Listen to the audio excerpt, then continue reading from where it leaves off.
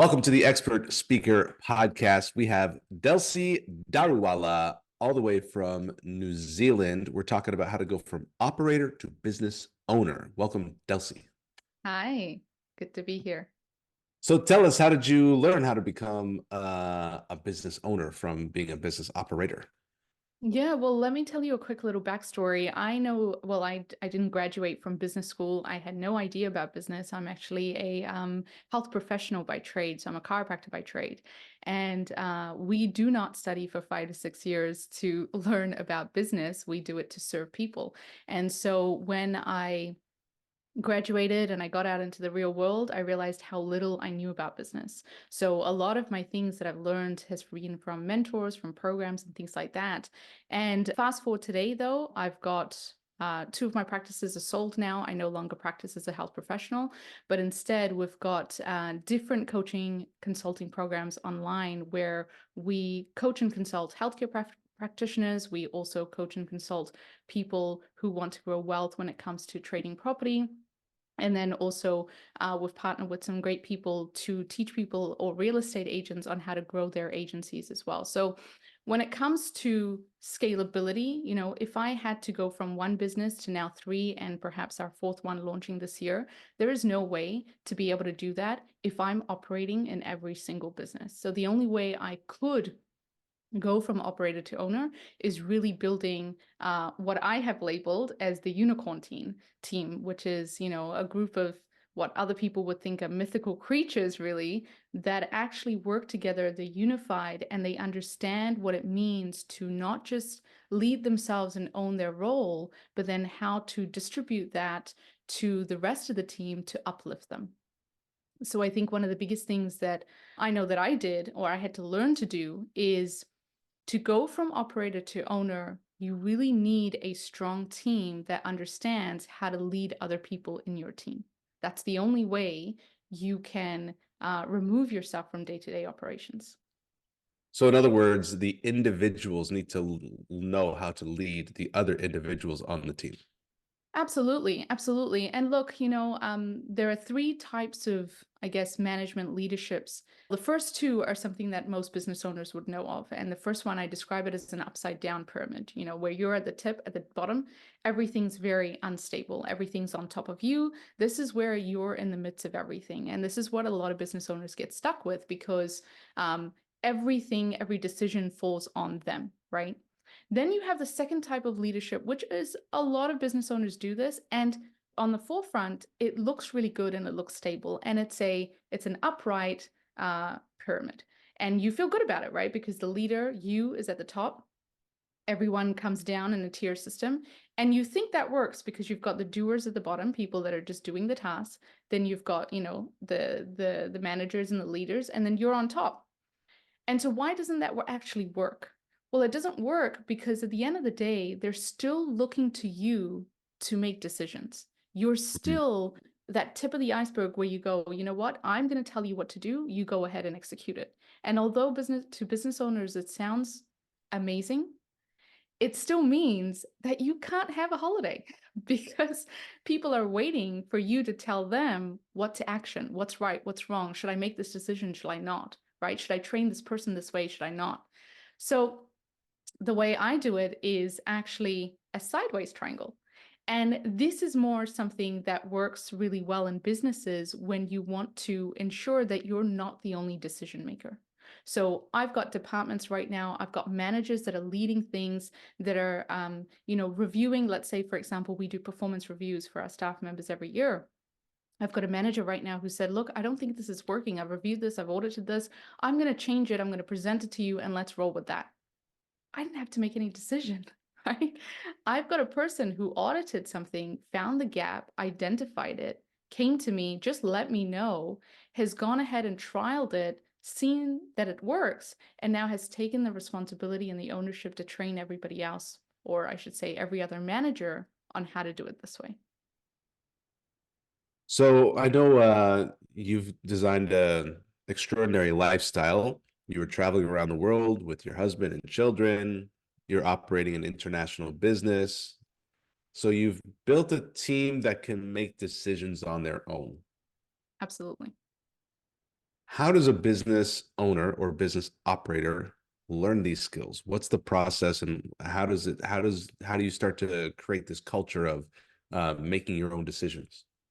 The biggest thing that I would say is we want to first, as we hire, well, it all starts from the hiring systems, right? I think that any talent, the best of the best talents, can fail in a business if the business doesn't have the right foundations for that person. And so everything from hiring, training, reviewing, all of these things, you should have it systemized in your business.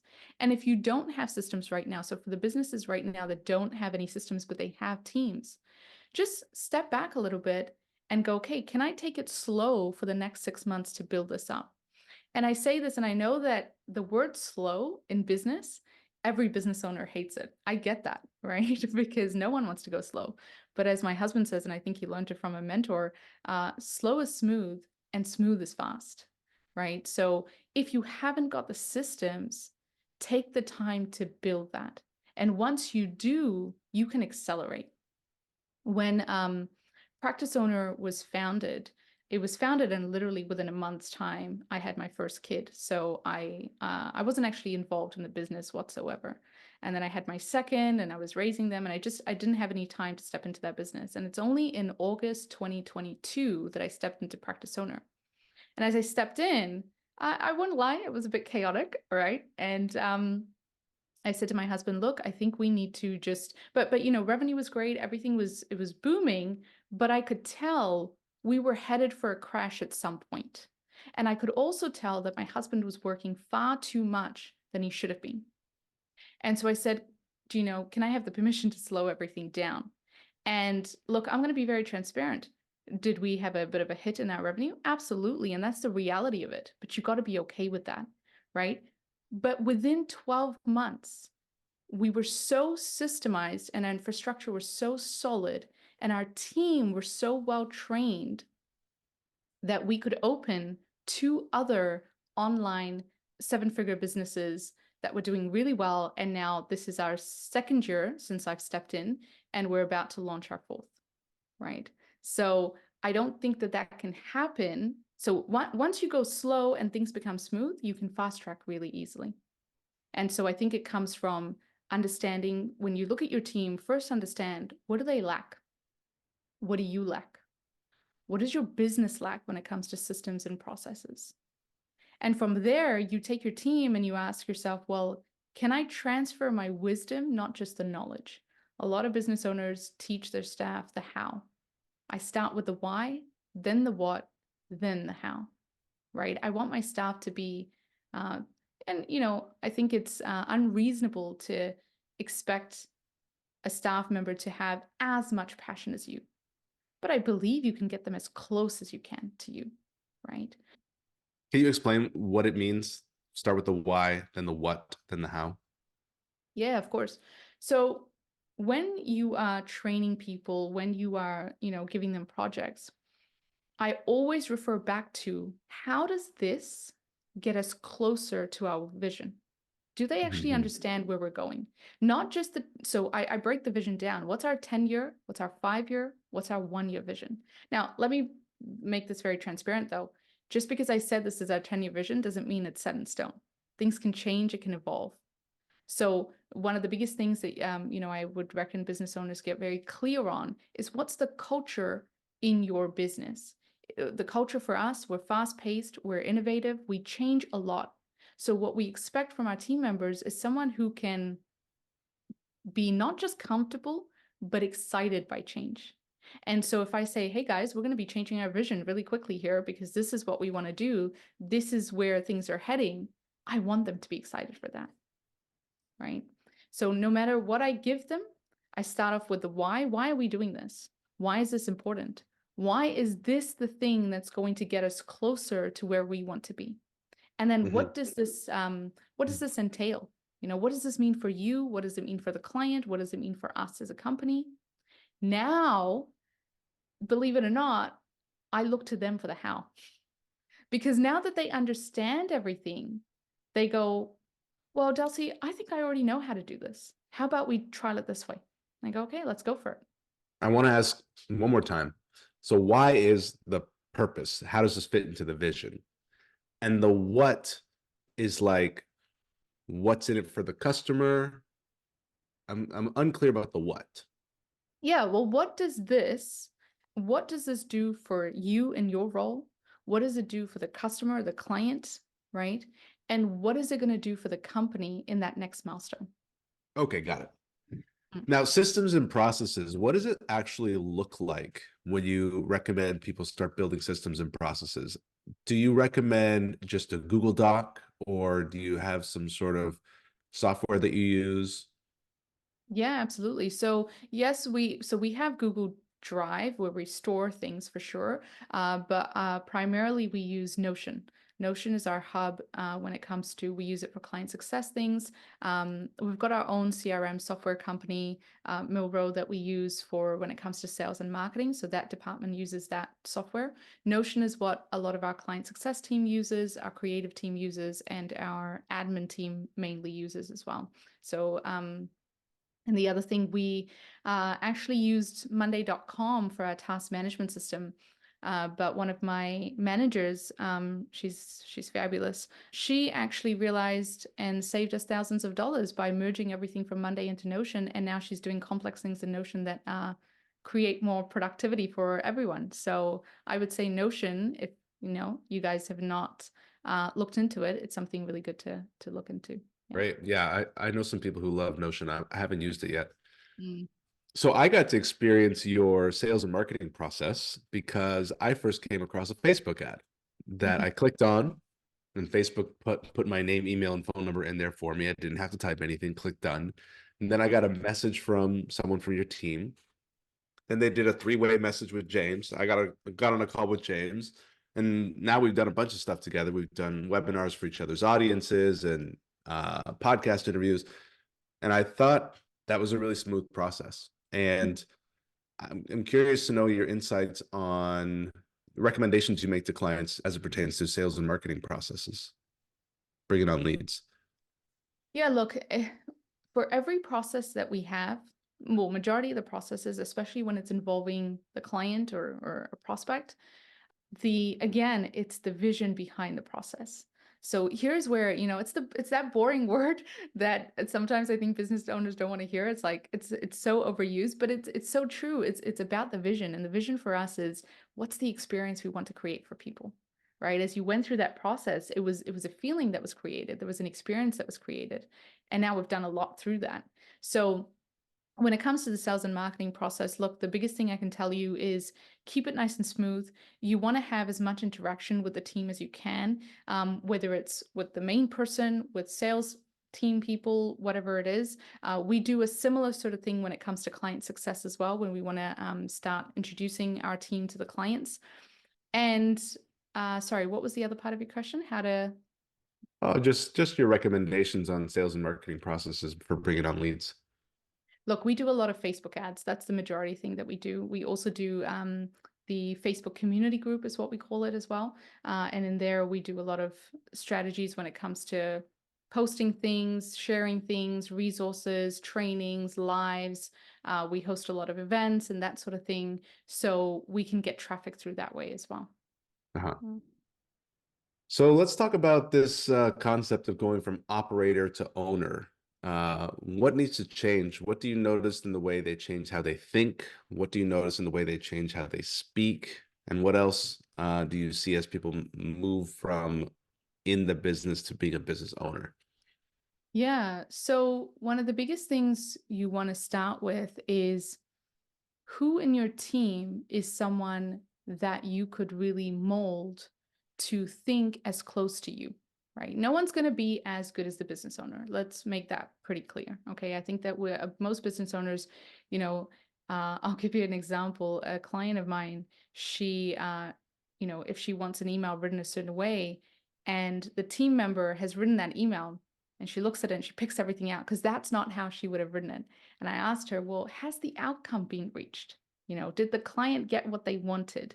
Was the outcome reached and the value given? If yes, then the words don't have to be exactly the same. So I think that is really important in terms of your mindset as a business owner to change, because they're not going to be able to read the exact words from your head.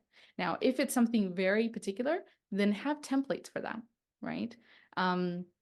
And so the biggest thing is, how do I get my team members molded to think and do like I would?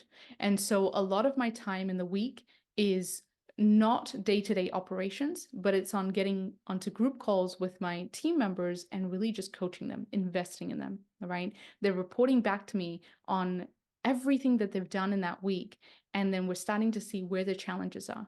What are they lacking? What is it, a thought process? Is it a belief? Is it a story that they have about something? Is it that they were uncomfortable in a situation? How can I invest in them, in growing them, not just the task? So here's another thing. People, I think business owners, in my opinion, grow the task list. Can I dump more on them? I first look at the person and I go, how can I grow the person personally as well as professionally? And then automatically, they're more than capable to grow their own task list. So what are some ways that you grow a person? Well, you can, I guess you can do, well, for us, let's put it this way. This is what we do. We have quarterly team workshops where we get the team together and we're spending 2 to 3 hours with them on mindset. We're seeing, we're asking them, what do they think the problems are in the company? I think the biggest thing is for us, and the biggest difference I've noticed is when I stopped identifying problems and I leaned into my team and I asked them, can you just tell me what the problems are? They were in the very beginning very apprehensive to tell me, right? Some of them didn't even know what to say. But the more I asked them, the more I pushed them to find an answer. And when they did, slowly they started conditioning themselves to think like that. Can I do this better?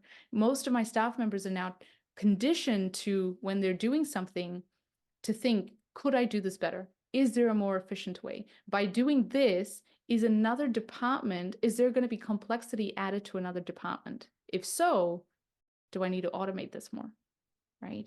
So I think repetition is the biggest thing that they're going to need. And we also, we invest in our team. We send them off to seminars every year.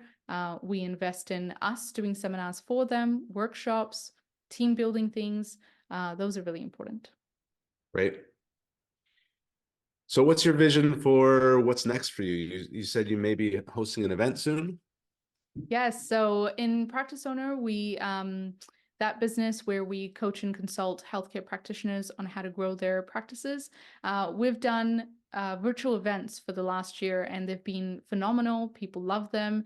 And we thought, why not do a live one? Makes so much sense. A lot of our clients are actually based in San Diego at the moment. So we're hoping to fly out in July to San Diego and do a 2-day business seminar to grow their businesses. And so we're really excited about that. And we are also hoping to launch this year very soon our program for business owners, any business owner who's in the service-based business, not just practice owners. So we're really excited to do that too. Fantastic. I love to travel, and I also have children. And I have learned a lot of trying to run a service business while traveling, while caring for children. What did you learn on your recent world travel with the kids, that you might be able to advise in terms of systems, processes, policies, beliefs as it pertains to parenting, as it pertains to staying happy, healthy, and functional while traveling? I'd love to learn from you about that. To be honest, and this is for parenting as well as business, really the biggest lesson for me has been letting go of control. That's been the biggest thing, letting go of control. Just and it's so key for kids as well. I think that when you're running companies and businesses, and you're leading a team, you come into your family and you're leading your kids, and you forget to just step back and let them lead you. And when you don't do that, you miss out on all the fun. And so the biggest thing that I've done since traveling with my kids is it's been letting them lead at certain times and me sitting back and having that, I'm not going to be in control right now. And I learned so much from that. And then I applied, of course, the same principles with my team. And it's been fabulous because, when I was traveling for 5, 6 months last year, my team was doing so much. And I realized that they were more than capable of coming up with their systems, their processes. One of the biggest things I learned through that process as well, when you learn to let go of control, you also have to start becoming okay with mistakes. Now, as I say this, I'm not saying that, people can make mistakes left, right, and center. I don't think that that's going to be the key for business. But I think that as you train someone, as you allow them to grow, you have to kind of, take a step back and ask yourself, when I was growing, how many mistakes did I make in business? A lot, right? But I grew from that. Now, I don't need them to make the same mistakes. So I'm going to coach them. I'm going to invest in them. And they're going to make less mistakes, but it's okay if they do, because through that, they're going to have the biggest learnings, Yeah. right? That's the Yeah. only way. If you want them to manage your company, that's the only way they're going to be able to do that. Hmm. One of the books that really opened my mind to the possibility of having a business, having freedom, was the 4 Hour Work Week. And Hmm. one of the ideas that Tim Ferriss shared was that he was the bottleneck for all the decisions in his business. Then he created a policy that said any decision that can be solved for less than $50, just you're pre-authorized to go ahead and spend that money and document it, and we'll review it once a month. And it worked so well that he raised that number to $500. He said, anything you can fix under $500, just make your best decision, and we'll document it and review it once a month.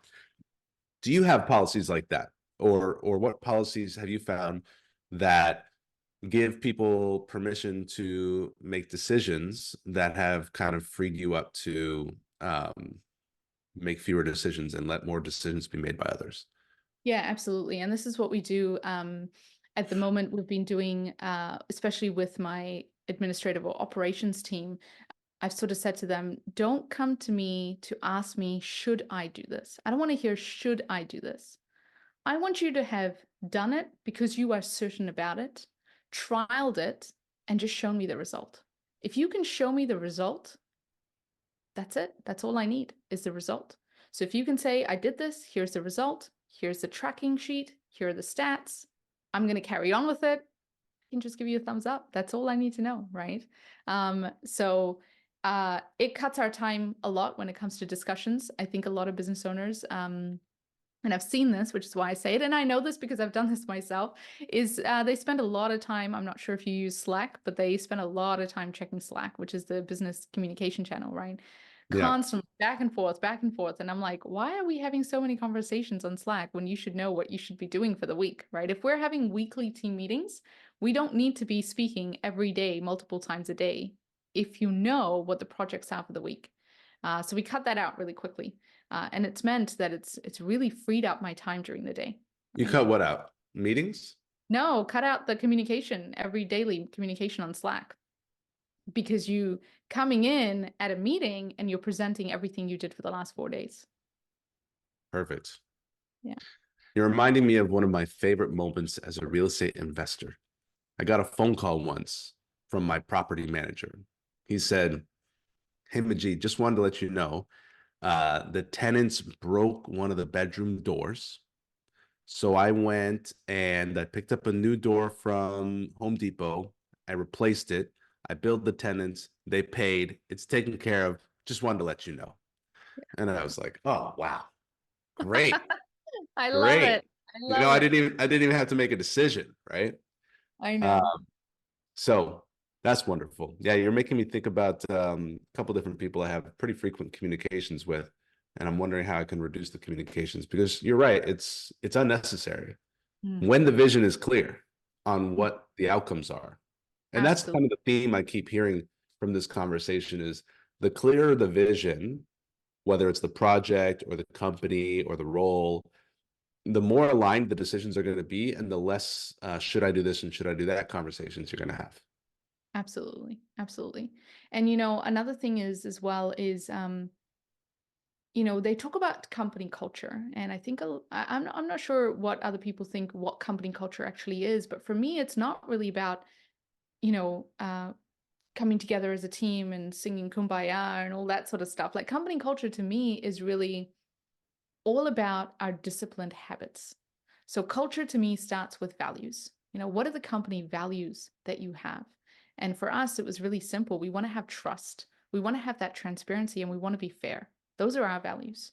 And when we have the values, a lot of people go, okay, so what's the goal? What's the goal for this year? Or what's the goal that I need to tell my team? But goal is just a dream.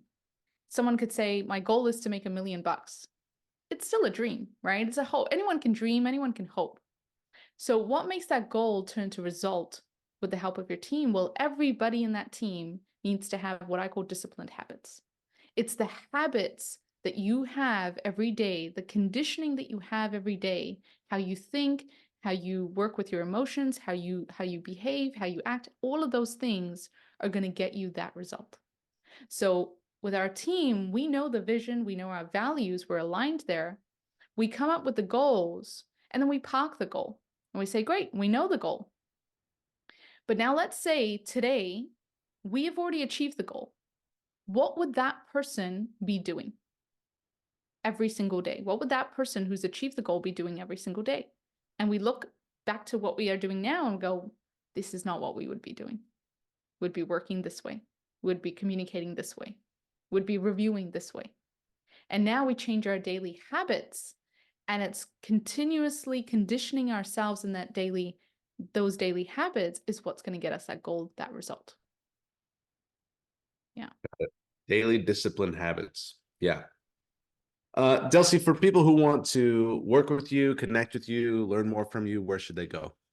Yeah, they can go to our website. It's www.nielsenwatt. So it's NEILSONWATT.com.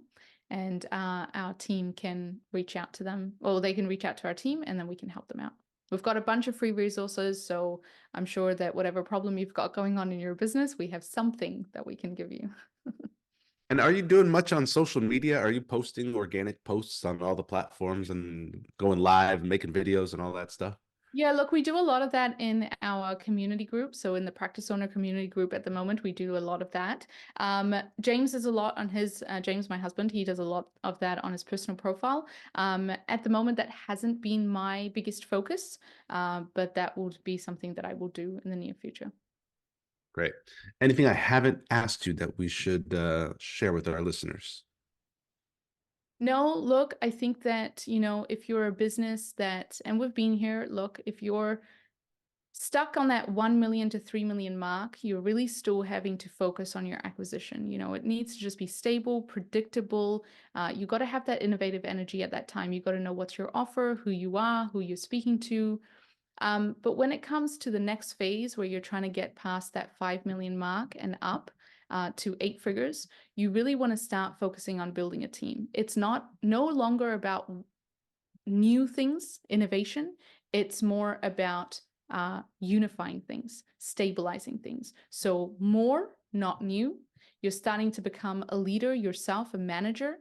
And then you want to integrate all of that, and you want to start producing other team members to be able to manage everybody else, so that you're not the manager for everyone, right? So it's all about transferable skills. And the moment you can transfer those skills, you can now start getting into that 8-figure mark.